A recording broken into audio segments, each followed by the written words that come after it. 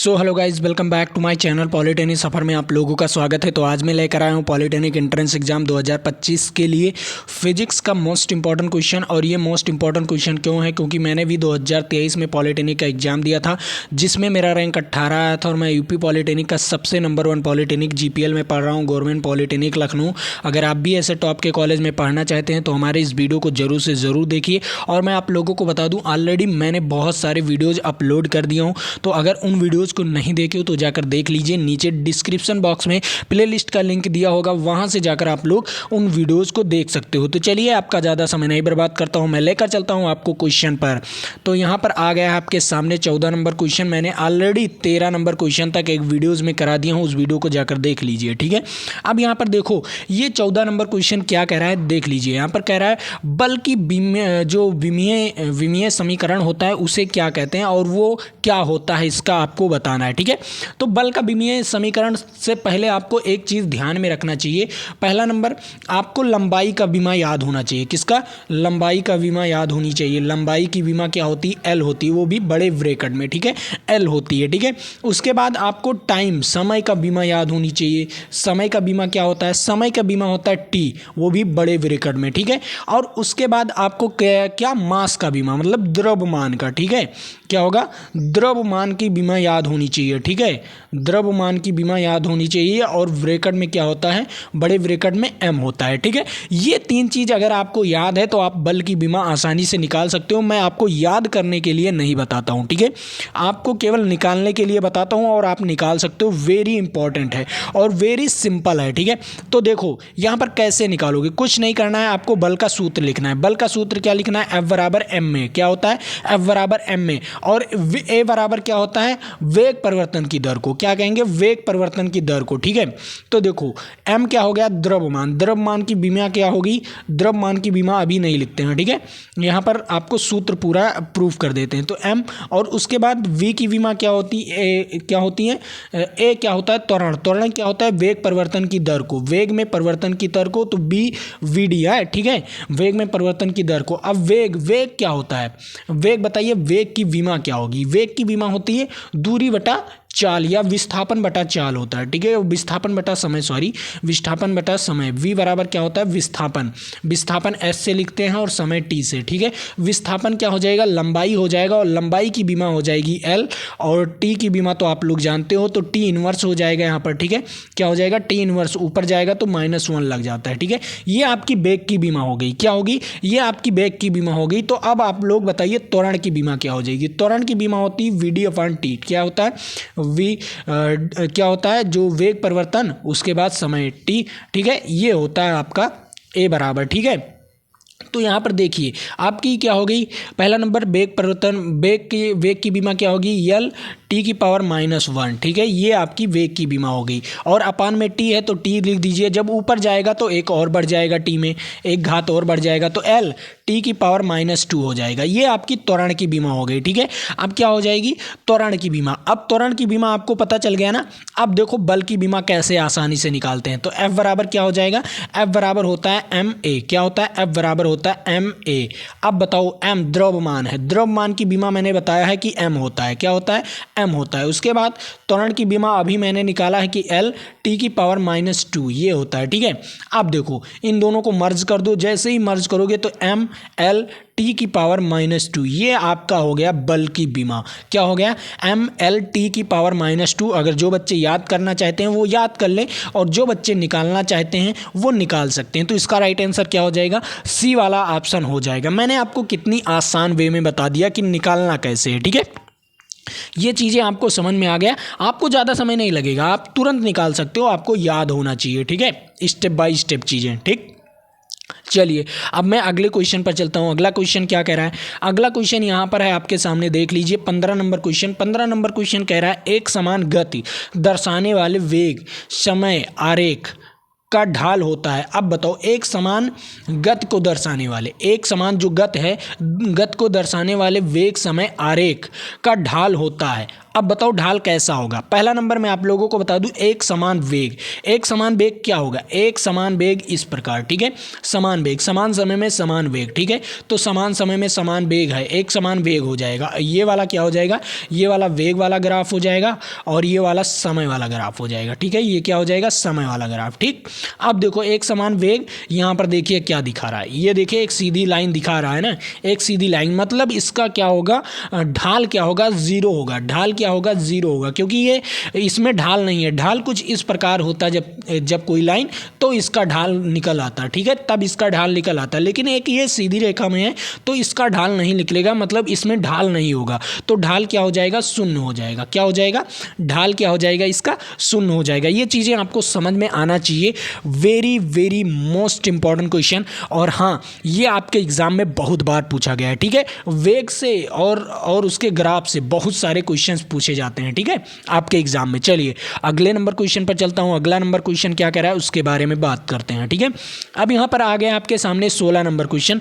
16 number question क्या कह रहा है, सिंपल है, कह रहा है किसी असंतुलित बल द्वारा किसी पिंड में उत्पन्न त्वरण। अब बताओ असंतुलित बल द्वारा, अब बताओ असंतुलित बल द्वारा जो उत्पन्न त्वरण होता है वो कैसे होता है, बल के क्या होता है। तो मैं आप लोगों को बता दूं, यहां पर देखो F बराबर क्या होता है, एम ए होता है, ठीक है, तो F प्रोपोर्शनल टू क्या होता है, ए होता है। क्या होता है, F प्रोपोर्शनल टू क्या होता है, ए होता है। अब बताओ यहाँ पर क्या हो जाएगा, बल के अनुक्रमानुपाती होगा। क्या होगा, बल के अनुक्रमानुपाती होगा, इज राइट आंसर। बी वाला ऑप्शन क्या हो जाएगा, सही, ठीक है।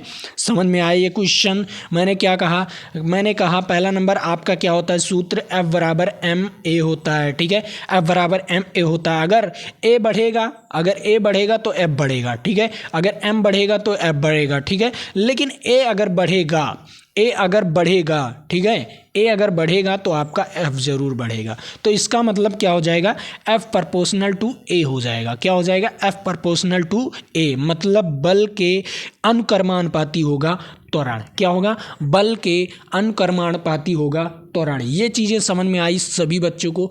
Very very most important topic, और ये आपका जो क्वेश्चन है ना, वेरी वेरी मोस्ट इंपॉर्टेंट है, ठीक है। आपको समझ में आ गया बल का सूत्र क्या होता है, तो यहाँ पर इसका राइट आंसर क्या हो जाएगा, अनुक्रमानुपाती होगा, ठीक है। चलिए अगले नंबर क्वेश्चन पर चलता हूँ। अगला नंबर क्वेश्चन भी आप लोगों के लिए इंपॉर्टेंट है। अब ये देखो 17 नंबर क्वेश्चन क्या कह रहा है। 17 नंबर क्वेश्चन कह रहा है रॉकेट किस संरक्षण के सिद्धांत पर कार्य करता है। अब बताओ रॉकेट किस संरक्षण के सिद्धांत पर कार्य करता है। पहला ऑप्शन दिया गया है आपको द्रव्यमान, दूसरा ऑप्शन दिया गया है ऊर्जा, तीसरा ऑप्शन दिया गया है वेग, और चौथा ऑप्शन दिया गया है संवेग। अब बताओ जो रॉकेट होता है, मान लीजिए आपने रॉकेट तो देखा होगा कुछ इस प्रकार, आप जब दीपावली वगैरह में जलाते होंगे तो रॉकेट कुछ इस प्रकार बना होता है, ठीक है, रॉकेट क्या होता है, कुछ इस प्रकार बना होता है, ठीक। जब यहाँ पर एक डंडी लगी होती है और यहाँ से कुछ निकला होता है, मतलब जलाने वाला कुछ निकला होता है, यहाँ से जलाते हैं जब, तो नीचे की ओर क्या फेंकता है, वो नीचे की ओर एक गैस फेंकता है। वो क्या फेंकता है, एक ज्वलनशील पदार्थ फेंकता है, ताकि वो जितने वेग से वो ज्वलनशील पदार्थ नीचे की ओर फेंकता है उतने ही वेग से वो ऊपर की ओर जाता है, ठीक है। कोई भी रॉकेट हो, आप लोग रॉकेट तो उड़ाए होंगे जो अपने दीपावली वगैरह में लाते हैं ना, वो रॉकेट उड़ाए होंगे, लेकिन उसी प्रकार जो अंतरिक्ष में रॉकेट छोड़े जाते हैं ना, वो भी उसी प्रकार ही होते हैं, ठीक है। यहाँ पर देख लीजिए कुछ उतना ही, जैसे अगर वो F बल नीचे से लगाएगा तो ऊपर भी उतने ही बल से ऊपर की ओर जाएगा, ठीक है। कितने की बल से, जितना नीचे की ओर बल लगेगा उतने ही ऊपर की ओर बल लगेगा, ठीक है, उसका उतना ही, ठीक, निगेटिव में, तब वो ऊपर जाता है। तो इसका क्या हो जाएगा, वो किसके सिद्धांत पर कार्य करेगा, संवेग संरक्षण के सिद्धांत पर कार्य करेगा, ठीक है। किस सिद्धांत पर, संवेग संरक्षण के सिद्धांत पर रॉकेट कार्य करता है, ठीक है। चलिए अगले नंबर क्वेश्चन पर चलता हूँ। अगला नंबर क्वेश्चन क्या कह रहा है उसके बारे में बात कर लेते हैं, और very very most important question है, तो उस क्वेश्चन के बारे में बात करते हैं। अब देखो यहाँ पर आपको एक चीज़ गौर करना होगा, जो पीसा का मीनार होता है, जो पीसा का मीनार होता है वो झुका हुआ है, अपने पृथ्वी के जो तल होता है उससे कुछ इस प्रकार ऐसे झुका हुआ है, ठीक है। पीसा का मीनार है एक, कुछ इस प्रकार झुका हुआ है, हल्का झुका हुआ है, मैंने ज़्यादा झुका दिया यहाँ पर कुछ ऐसे। अभी मैं आप लोगों को उसका चित्र भी दिखा रहा हूँ, ठीक है, ऐसे कुछ झुका हुआ है, ठीक है, अपने अक्ष के कुछ हल्का झुका हुआ है, कोण पर है, ठीक है, कुछ ना कुछ कोण पर है, ठीक। वो कोण कितना है, वो कोण है लगभग 2.5 2.5 पहले तो 5 था, ठीक है, कितना था 5 डिग्री था, लेकिन अब वो हो गया लगभग कम हो गया, 3.5 कर दिया गया है उसका, मतलब उसमें कुछ इंजीनियर लोग दिमाग लगाकर उसे कम कर दिए हैं, ठीक है, ताकि वो गिरे ना। अब बताओ पीसा का मीनार, उसके चित्र दिखाते हैं मैं आप लोगों को, तब यहाँ पर आते हैं, तब आपको समझाते हैं। देखो उसका चित्र इस प्रकार है, ठीक है, पीसा के मीनार का चित्र इस प्रकार है, देखो कितना टेढ़ा है, ठीक है, कितना टेढ़ा है, आप लोग देख सकते हो ना कितना टेढ़ा है, पीसा का मीनार कितना टेढ़ा है, देख लीजिए टेढ़ा है कि नहीं। अपने पृथ्वी के तल से कुछ पृथ्वी इस प्रकार है और तिरछा ऐसे है, कुछ कोण पर है, ठीक है, कुछ कोण पर है। और ये पीसा का मीनार गिरता क्यों नहीं, जब ये इतना तिरछा है तो पीसा का मीनार गिरता क्यों नहीं। अब बताइए पीसा के मीनार गिरता क्यों नहीं, इसका ही कारण आप लोगों को यहाँ पर बताना है। देखो क्या कह रहा है ये क्वेश्चन कह रहा है पीसा के ऐतिहासिक मीनार तिरछी होते हुए भी नहीं गिरती, क्यों, इसका क्या कारण है। तो मैं आप लोगों को बताऊं, जो पीसा का मीनार है, जो ये पीसा का मीनार है, ये कुछ इस प्रकार है, मान लीजिए कोई एक ये हो गया लाइन, उसका बॉटम लाइन, उसके बाद ये कुछ इस प्रकार ऐसे तिरछी है, ठीक है, क्या है ऐसे कुछ इस प्रकार ऐसे तिरछी है, ठीक, कुछ इस प्रकार ऐसे तिरछी मान लीजिए तिरछी है। तो जो इसके आधार का केंद्र है, तो इसका जो मास होता है क्या होता है, ये द्रव्यमान केंद्र जो होता है, जो द्रव्यमान केंद्र होता है, बीच में एक इसका द्रव्यमान केंद्र होगा, ठीक है, क्या होगा, इसका द्रव्यमान केंद्र होगा, वो इसके आधार में ही होगा, क्या होगा, उसके आधार में है, इसलिए वो नहीं गिरता, ठीक है, क्या होता है, इसलिए वो नहीं गिरता, उसके आधार में कहीं ना कहीं होगा, चाहे वो यहाँ पर हो जाए, देखो चाहे वो तिरछा यहाँ पर हो जाए, चाहे वो यहाँ पर हो जाए, चाहे वो बीच में हो जाए, लेकिन बीच में नहीं होगा क्योंकि तिरछा है तो आपका कुछ लगभग किनारे होगा, ठीक है। तो ये चीज़ें हैं आपकी, उसका जो आधार का केंद्र है, उसका द्रव्यमान केंद्र है, वो बीच में होगा, उसके आधार में ही होना चाहिए। अगर आधार से अलग जाएगा तो वो गिर जाएगा, ठीक है, कोई भी चीज़ अगर आधार से अलग जाएगा तो वो गिर जाएगा, ये कारण होता है। अब यहाँ पर देखो क्वेश्चन क्या कह रहा है, क्वेश्चन में ऑप्शंस क्या कह रहा है, उसके अनुसार मुझे उत्तर देना है। देखो क्या कह रहा है, इसके गुरुत्वीय केंद्र से जाने वाली ऊर्ध्वाधर रेखा आधार से होकर जाती है, या यहाँ पर देखो दूसरा ऑप्शन, इसके गुरुत्वीय केंद्र होकर जाने वाली ऊर्ध्वाधर रेखा आधार से होकर नहीं जाती है, ये गलत हो जाएगा क्योंकि आधार से होकर जाएगी, उसके गुरुत्वीय ऊर्ध्वाधर रेखा जो होगी, मतलब उसका द्रव्यमान केंद्र जो होगा वो आधार में ही होना चाहिए, क्या होना चाहिए, आधार में ही होना चाहिए। ये आपको टॉपिक ये ध्यान में रखना है, ठीक है, क्या ध्यान में रखना है, ये टॉपिक आपको ध्यान में रखना है। तो इसका राइट आंसर क्या हो जाएगा, ए वाला ऑप्शन हो जाएगा। मैंने इतना समय क्यों समझाने में इतना समय लिया, ताकि आप लोगों को समझ में आ सके। ऐसे क्वेश्चंस आपके पूछे जाते हैं, ठीक है, ये फिजिक्स के क्वेश्चन हैं, क्यों लिया गया वहाँ पर, ये फिजिक्स के क्वेश्चन है गाइस, और आप लोग ध्यान से पढ़ोगे तभी आप लोग ये सारी चीज़ें बता पाओगे, ठीक है। चलिए अब मैं अगले नंबर क्वेश्चन पर चलता हूँ। अगला नंबर क्वेश्चन क्या कह रहा है उसके बारे में बात करते हैं, ठीक है। अब यहाँ पर देखो 24 नंबर क्वेश्चन क्या कह रहा है, ये भी वेरी मोस्ट इंपॉर्टेंट क्वेश्चन है, तो इसे भी आप लोग नोट कर लीजिए अपने कॉपी में। मैं आप लोगों को 10 सेकंड का समय दे रहा हूँ, 10 सेकंड के समय में इसका राइट आंसर बता सकते हो, तो बताइए, ठीक है। आप देखो यहाँ पर आपको सबसे पहले PDF कहाँ पर मिलेगा, ये चीज़ें बता दूँ मैं। PDF कहाँ पर मिलेगा, PDF आप लोगों को हमारे टेलीग्राम चैनल पर मिलेगा, और वहाँ पर डेली टेस्ट सुबह 7 बजे डेली टेस्ट होता है, तो आप लोग वहाँ पर डेली टेस्ट दीजिए, ठीक है। और हाँ, टेलीग्राम का लिंक नीचे डिस्क्रिप्शन बॉक्स में दिया गया है, वहाँ से जाकर आप लोग ज्वाइन हो सकते हो, ठीक है। अब देखो यहाँ पर क्या कह रहा है, 24 नंबर क्वेश्चन कह रहा है, निम्नलिखित में से गति में कौन सा तीव्रतम है। अब आपको बताना है इनमें में से, इन चारों ऑप्शंस में से सबसे ज़्यादा तीव्र गति कौन सा है। तो पहला नंबर आप लोग यहाँ पर देखिए, ये मीटर पर सेकंड में है, तो सभी को मीटर पर सेकंड में कन्वर्ट कर लीजिए। चलिए मैं मीटर पर सेकंड में सभी को कन्वर्ट कर लेता हूँ। देखो यहाँ पर ये मीटर में है लेकिन मिनट में है, तो देखो 270/60 कर दो, तो ये क्या हो जाएगा, मीटर पर सेकंड में हो जाएगा। क्या हो जाएगा, मीटर पर सेकंड, 0 से 0 कैंसिल हो जाएगा, और 3 दूनी और 3 9 3 27, ठीक है। 9 बटा क्या हो जाएगा, 2 हो जाएगा। क्या हो जाएगा, 9/2। 9/2 को हम 4.5 लिख सकते हैं, 4.5 मीटर पर सेकंड हो जाएगा। ये क्या हो जाएगा, 4.5 मीटर पर सेकंड। तो 5 से कम है, 5 से क्या है, कम है, तो ये गलत हो जाएगा, ठीक है। उसके बाद चलिए, ये तो आपका ऑप्शंस गलत हो गया, ठीक। अब देखो यहाँ पर इसे देखते हैं, 19 किलोमीटर प्रति हावर। अब 19 किलोमीटर प्रति हावर, 19 किलोमीटर, किलोमीटर में कितने मीटर होते हैं? 1000 मीटर होता है, ठीक है। और हावर में कितने सेकंड होते हैं? 3600 सेकंड होता है, ठीक है। यहाँ से 0 से 0 कैंसिल, 0 से 0 कैंसिल। अब देखो यहाँ पर क्या हो जाएगा, यहाँ पर काटेंगे किससे? 2 से काटेंगे, तो यहाँ पर क्या हो जाएगा? 5 हो जाएगा और यहाँ पर 18 आ जाएगा, ठीक है। 5/18। अब यहाँ पर देखो 19 पचे बताइए, 19 पचे क्या हो जाएगा? जब इसको सॉल्व करोगे तो लगभग 1.18 आ जाएगा और यहाँ पर इंटू 5, लगभग ये कितना हो जाएगा? 5 से अधिक हो जाएगा। ये कितना हो जाएगा? 5 से अधिक हो जाएगा, ठीक है। कितना हो जाएगा? 5 से अधिक। तो 5 से अधिक ये हो गया अधिक, ठीक है, 5 से अधिक। अब देखो इसे मैं कन्वर्ट करके देख लेता हूँ, 18,500। उसके बाद मीटर में है तो हावर्स में इसे मतलब इसे सेकंड में कन्वर्ट कर लेते हैं, तो 0 से 0 कैंसिल, 0 से 0 कैंसिल। अब इसे भाग दे देते हैं, 36 से इसे भाग देंगे तो कितना आंसर आएगा इसके बारे में बात करते हैं। जब 185 को 36 से भाग देंगे, चलिए 185 को 36 से भाग देते हैं, ठीक है।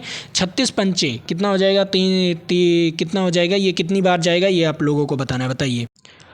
तो ये कितनी बार जाएगा? 36 पंचे 180 हो जाएगा, ठीक है। 36 पंचे 180 हो गया, ठीक है, 5 आ गया। अब यहाँ पर पॉइंट बढ़ाएंगे, 0 बढ़ाएंगे और 36 से कम 36 हो जाएगा, ठीक है। तो ये सबसे ज़्यादा होगा, ठीक है, ये सबसे ज़्यादा होगा। तो इसका राइट आंसर क्या हो जाएगा? डी वाला ऑप्शन इज राइट आंसर। आप लोग भाग देकर देख लीजिएगा सबसे ज़्यादा कौन होगा। आप लोग भी देख सकते हैं, इसमें मुझे बताने की कोई ज़रूरत ही नहीं थी, ठीक है। चलिए अगले नंबर क्वेश्चन पर चलता हूँ। अगला नंबर क्वेश्चन भी आप लोगों के लिए इंपॉर्टेंट है। अब यहाँ पर देख लीजिए क्या कह रहा है, 25 नंबर क्वेश्चन। 25 नंबर क्वेश्चन कह रहा है रोड या रेल पर जो परिपथ होता है, रोड या रेल परिपथ पर वक्र का झुकाव क्यों प्रदान करने के लिए दिया जाता है? अब बताओ, कोई रोड होता है कुछ इस प्रकार, जब मोड़ होता है कहीं पर, जब मोड़ होता है तो कुछ इस प्रकार ऐसे झुकाव दिया होता है, कुछ इस प्रकार इस तरफ झुकाव दिया होता है। इसका क्या कारण है? तो कहीं पर देखो मोड़ होगा, कहीं पर मोड़ होगा तो झुकाव दिया होगा, एक तरफ झुका हुआ होगा, ठीक है। आप लोग देखते हो एक तरफ झुका हुआ होता है, ठीक है। तो वो क्यों होता है, उसका क्या कारण होता है? ऐसे कुछ झुका हुआ होता है, ठीक। क्यों झुका हुआ होता है? उसका होता है अभिकेंद्री बल। क्या होता है? अभिकेंद्री बल होता है जो उसकी तरफ लगता है, ठीक है। किसी भी अभिकेंद्र बल को, उसे संतुलित, किसी भी गाड़ी और कार को संतुलित करने के लिए उसे क्या किया जाता है? अवकेंद्र बल उसमें संतुलित किया जाता है। क्या किया जाता है? अवकेंद्र बल को संतुलित करने के लिए उसे झुकाव दिया जाता है। तो इसका राइट आंसर क्या हो जाएगा? इसका राइट आंसर ए वाला ऑप्शन हो जाएगा। जितने बच्चे इस क्वेश्चन का आंसर जानते थे वो तुरंत वीडियो को तुरंत लाइक कर दें और हाँ, अपने दोस्तों तक इस वीडियो को जरूर से जरूर शेयर कर दें, ठीक।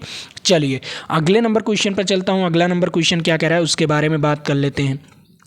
आपके सामने आ गया ओडोमीटर, जिस प्रकार से मील दूरी से संबंधित है। क्या होता है? मील दूरी से। जो ओडोमीटर है जिस प्रकार मील दूरी से संबंधित है, उसी प्रकार कपास संबंधित है। अब बताइए कंपास क्या है? कंपास है, कंपास। अब बताइए क्या चीज़ बताता है? कंपास जो होता है वो क्या चीज़ बताता है, आप लोगों को बताना है। जिस प्रकार ओडोमीटर मील दूरी से, मतलब दूरी से संबंधित है। ओडोमीटर क्या मापता है? दूरी को मापता है, ठीक है, मील में दूरी मापता है, ठीक है। तो उसी प्रकार कंपास क्या होता है? जो कंपास होता है, आप लोग देखते हैं ना वो कंपास, उसमें ऐसे कुछ ऐसे बना रहता है, कुछ ऐसे बना रहता है, उसमें तीर टाइप लगी होती है, ठीक है, ऐसे तीर टाइप लगी होती है। तो तीर टाइप लगी होती है तो कंपास, ये कंपास क्या करता है? अब आप लोग बताइए। कंपास दिशा सूचक होता है। क्या होता है? एक दिशा सूचक होता है। उसमें सुई तो लगी होती है लेकिन दिशा सूचक होता है। क्या होता है? दिशा को बताता है, वो नॉर्थ साउथ की दिशा को बताता है, ठीक है। तो ये चीज़ें आपको समझ में आनी चाहिए, ठीक। डी वाला option is right answer. Very very very very most important question और आप लोगों के लिए बहुत मोस्ट इंपॉर्टेंट क्वेश्चन है, ठीक है। चलिए अगले नंबर क्वेश्चन पर चलता हूँ। अगला नंबर क्वेश्चन भी आप लोगों के लिए इंपॉर्टेंट है। अब यहाँ पर कह रहा है घड़ी की स्प्रिंग में भंडारित ऊर्जा होती है। अब बताओ, घड़ी की जो स्प्रिंग होती है, जो घड़ी की स्प्रिंग होती है उसमें भंडारित ऊर्जा कौन सी होती है? आप बताइए। घड़ी की स्प्रिंग में भंडारित ऊर्जा, तो उसमें घड़ी में कोई भी चीज़ हो उसके सुई में क्या होगी? स्थितिज ऊर्जा भंडारित होगी। क्या होगी? उसके स्थितिज ऊर्जा ही भंडारित होगी। इसका राइट आंसर क्या हो जाएगा? वी वाला ऑप्शन इज राइट आंसर, ठीक है। उसमें कौन सी ऊर्जा भंडारित होगी? वी वाला, मतलब स्थितिज ऊर्जा भंडारित होगी। ये चीज़ें आपको समझ में आना चाहिए, वेरी वेरी मोस्ट इंपॉर्टेंट है। ये चीज़ें आपको समझ में आ गया, उसमें कौन सी ऊर्जा भंडारित होगी, स्थितिज ऊर्जा भंडारित होगी। ये चीज़ें समझ में आ गई। चलिए अगले नंबर क्वेश्चन पर चलता हूँ। अगला नंबर क्वेश्चन भी आप लोगों के लिए इंपॉर्टेंट है। अब यहाँ पर क्या कह रहा है, न्यूटन के गति का प्रथम नियम क्या कहलाता है। अब बताओ न्यूटन का गति का पहला नियम जो क्या कहलाता है, क्या कहलाता है, आप लोग बताइए। न्यूटन के गति का पहला नियम क्या कहलाता है, जड़त्व का नियम कहते हैं। क्या कहते हैं, जड़त्व का नियम कहते हैं। न्यूटन के गति का पहला नियम क्या कहलाता है, जड़त्व का नियम कहलाता है। इज राइट आंसर, बी वाला ऑप्शन इज राइट आंसर। समझ में आ गया क्वेश्चन, ये चीज़ें आपको समझ में आ गई। न्यूटन का गति का नियम क्या कहलाता है, जड़त्व का नियम। पहला नियम क्या कहलाता है, जड़त्व का नियम। ठीक, चलिए अगले नंबर क्वेश्चन पर चलता हूँ। अब यहाँ पर 29 नंबर क्वेश्चन क्या कह रहा है, 29 नंबर क्वेश्चन कह रहा है न्यूटन के पहला सिद्धांत, जो पहला सिद्धांत है को क्या कहते हैं, मतलब उसको क्या कहते हैं। फिर से वैसे ही मतलब कुछ पलट देते हैं, क्वेश्चन पलट देते हैं, लेकिन आपका जो क्वेश्चन का आंसर होता है वो वही होता है। जैसे देखो यहाँ पर मैंने क्या बताया, मैंने यहाँ पर बताया न्यूटन के गति का पहला नियम क्या कहलाता है, जड़त्व का नियम कहलाता है। ठीक है, अब यहाँ पर क्या लिख दिया, वो न्यूटन के पहले सिद्धांत लिख दिया। अब इसी में बच्चे फेल हो जाएंगे, कहेंगे सर ने तो पढ़ाया था न्यूटन का गति का पहला नियम, लेकिन यहाँ पर सिद्धांत आ गया। पहला सिद्धांत और नियम में कोई अंतर है नहीं गाइस, कोई अंतर नहीं। ठीक है, ये चीज़ें आपको ध्यान में रखने की, इसीलिए मैंने इस क्वेश्चन को लेकर आया, वरना मुझे ये क्वेश्चन कराने की क्या ज़रूरत थी, नहीं ज़रूरत थी। आप लोग कंसेप्ट बिल्डअप कीजिए। ठीक है, न्यूटन का अगर गति का पहला सिद्धांत पूछे या नियम पूछे या कोई चीज़ पूछे, ठीक है, न्यूटन का पहला पूछे तो वो जड़त्व, आंख बंद करके केवल जड़त्व मारो। ठीक है, तो जड़त्व, इसका राइट आंसर क्या हो जाएगा, जड़त्व का सिद्धांत। ठीक है, क्या हो जाएगा, जड़त्व का सिद्धांत इज राइट आंसर। समझ में आ गया, बी वाला ऑप्शन इज राइट आंसर। ठीक, चलिए अगले नंबर क्वेश्चन पर चलता हूँ। अगला नंबर क्वेश्चन भी आप लोगों के लिए इंपॉर्टेंट है। अब ये देखो 20 नंबर क्वेश्चन, ये वेरी मोस्ट इंपॉर्टेंट क्वेश्चन है। ठीक है, अब यहाँ पर देख लो क्या कह रहा है, घूर्णन करती एक गोल मेज, क्या है, घूर्णन करती एक गोल मेज पर अचानक एक लड़का आकर बैठ जाता है तो मेज का कोणीय वेग पर क्या प्रभाव पड़ेगा। कोणीय वेग अधिक हो जाएगा, क्यों, क्योंकि उसमें आघूर्ण अधिक हो जाएगा। क्या हो जाएगा, आघूर्ण अधिक हो जाएगा। वो मास पर डिपेंड करता है, क्या करता है, मास बढ़ेगा, जैसे ही उसका मास बढ़ेगा तो उसका कोणीय वेग क्या हो जाएगा, बढ़ जाएगा। क्या हो जाएगा, बढ़ जाएगा। ठीक है, तो इसका राइट आंसर क्या हो जाएगा, इसका राइट आंसर वी वाला ऑप्शन हो जाएगा। जितने बच्चे जानते थे वो कमेंट करके ज़रूर से ज़रूर बताइए, ये सभी के लिए वेरी मोस्ट इंपॉर्टेंट क्वेश्चन था। ठीक है, अब इसके बाद एक और क्वेश्चन फिर से आ गया, बहुत मोस्ट इंपॉर्टेंट क्वेश्चन। यहाँ पर क्या कह रहा है, किसी वस्तु के बल व त्वरण के बीच संबंध दिया जाता है, किस नियम से दिया जाता है, न्यूटन के किस नियम से दिया जाता है, इसके बारे में आप लोगों को बताना है।